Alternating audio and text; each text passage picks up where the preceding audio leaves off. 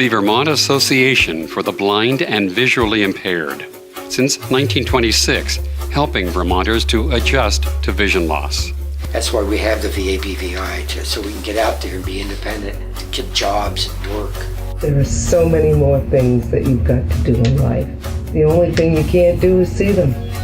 But you can hear them, you can touch them, you can smell them. If you have any dreams and aspirations, you better get going with life because you don't want to waste another minute. Adjusting to vision loss. I'm Alec Wolf, this is my mom Stacy Wolf, and I have retinopathy of prematurity, and I have a little bit of light perception. Alec's dad and I were going to a new church, and we were in an adult Bible study, and one of the ladies had stood up and started talking. She was a board member of an organization called Brittany's Hope in Pennsylvania, and she was telling us about this little boy who had just turned 5 and was looking for a forever home. Then we found out he lived in Russia, so I was elbowing his dad on the couch, and then when we got home we just started talking about it, and then I contacted Brittany's Hope the next day, and we saw a video of Alec, and then we decided to start the adoption proceedings. Trauma, physical and social. We were told that he was visually impaired and he was in what they call a baby home. They're supposed to be in there till they're 4 years old, and then if they're not adopted, then they go to an orphanage, or if they have a disability, they go to an institution, and they cannot be adopted from the institution. So he was going to be put in an institution just because he was blind. Shock and denial. We spent a couple days in Moscow and then came home with him Christmas Eve 2004, and that's when the fun started. We didn't speak Russian and he didn't speak English. Yeah. So it was a little difficult at first, but not as hard as I thought it would be. As soon as we got home and into our house, we had 3 dogs, and he's never been around a dog before, and I didn't even think of it. One of the dogs came up and licked him in the face, and he just screamed. He was so scared. But then once he realized they weren't going to eat him, he loved the animals. He has 2 siblings. They're my biological children. One is 29 now, and one is 19. And they were okay with them coming home. They, of course, the sibling jealousy and everything at first, but they got over that pretty quick, and they loved their little brother. I won't tell funny stories. Mourning and withdrawal. It's a lot of adjustments, and sometimes you won't get it right the first time, but if you keep on trying, there is a light at the end of the tunnel, and it'll be all right. Succumbing and depression. In the beginning, it will seem like this long, dark tunnel that just seems to never end, but there is hope at the end. If you don't get it right the first time, there's always a chance to get it right, and there is stuff that you're gonna have to do, and that you either don't want to do or you have to do. But it's quite a journey. But it's there's gonna be parts where it's hard. There's gonna be some parts where it's fun. Just enjoy every minute of it. Reassessment and reaffirmation. He would look out the window, and there was trucks out there, and he'd look out and he'd say "machina" for car in Russian, and it was just amazing. He would walk the halls of the orphanage without a cane, and he knew every step, and it was just amazing. Coping and mobilization. With mobility and stuff, we just kind of started working through the hallways of schools and stuff, and working out, expanding on what we know, working outside and stuff in the streets, and then it was just kind of up from there. I wake up with a talking alarm clock, so it tells me it'll tell me when I set it. So I get up with my alarm clock, and then I make breakfast on my own. I either do the oatmeal packets, or I'll do Pop-Tarts on the weeks, and then You make eggs in a microwave. I do microwaved eggs, and then or I'll do toast, anything like that. That's easy to make, and then I pick out my clothes every day. I have different colored socks, white socks, black socks, or whatever. I keep them in separate drawers. In some cases, I'll use my phone. My phone has a color ID, tells you the color or whatever. So that really helps. And then to get to school, I take the bus. They pick me up right outside. So I take the bus there and back. We have a dog, so I feed our dog for every day. My chores, I do my laundry. On the weekends, I vacuum.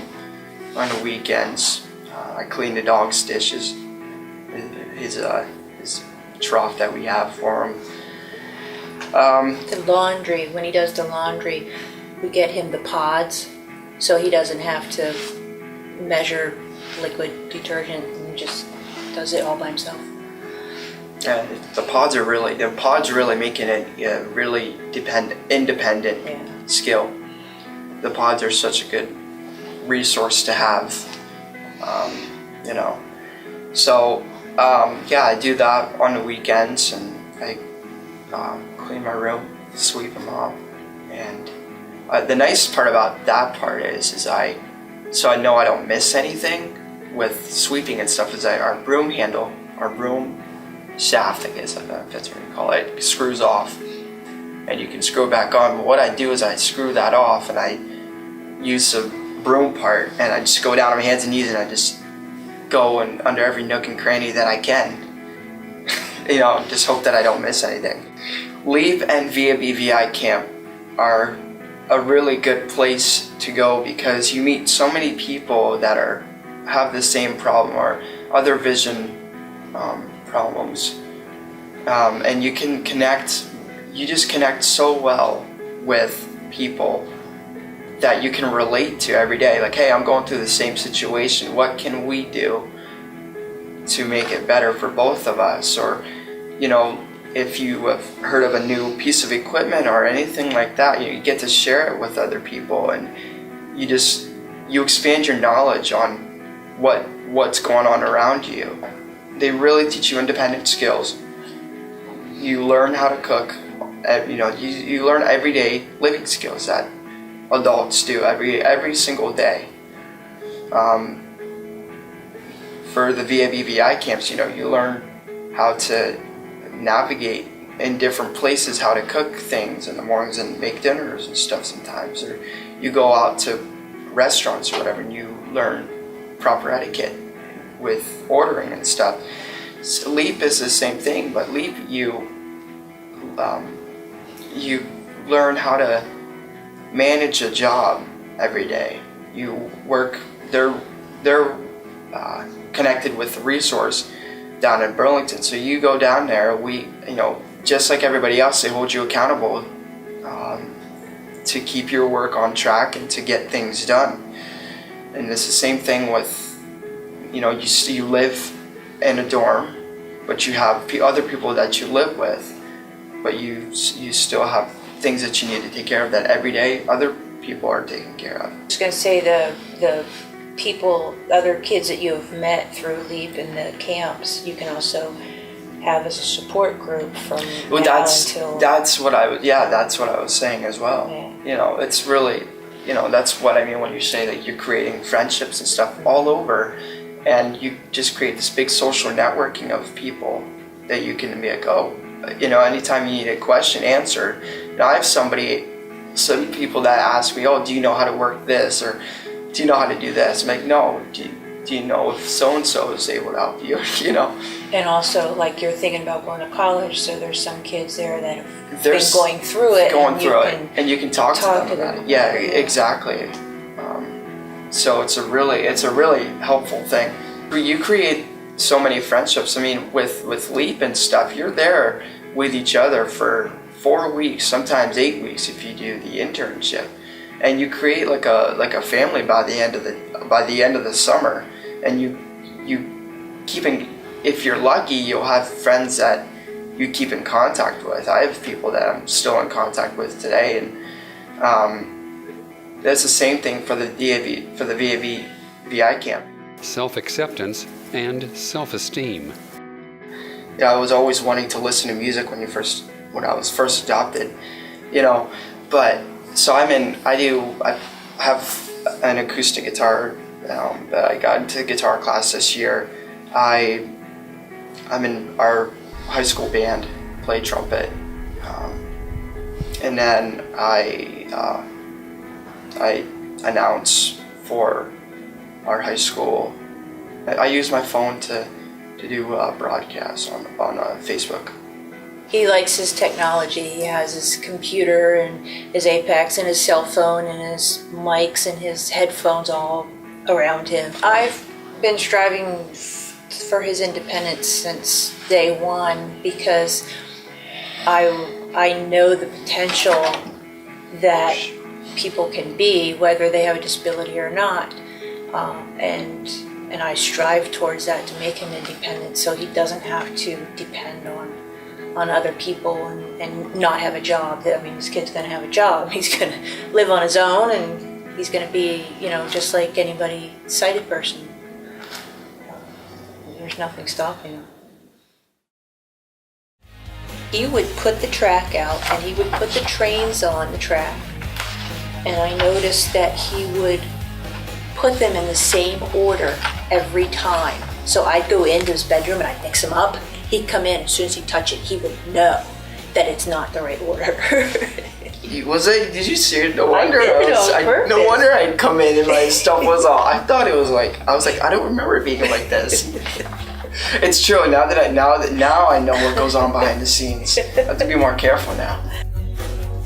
If you or a loved one needs assistance coping with vision loss, contact the Vermont Association for the Blind and Visually Impaired, 802-863-1358. Or to learn more, go to our website, www.vabvi.org. Also from our website, you can obtain a copy of our booklet titled Educating Students with Visual Impairments in Vermont at www.vabvi.org. Adjusting to Vision Loss, produced by the Vermont Association for the Blind and Visually Impaired. Narrated by Roy Lloyd. Videography and editing by Mike Quinlan.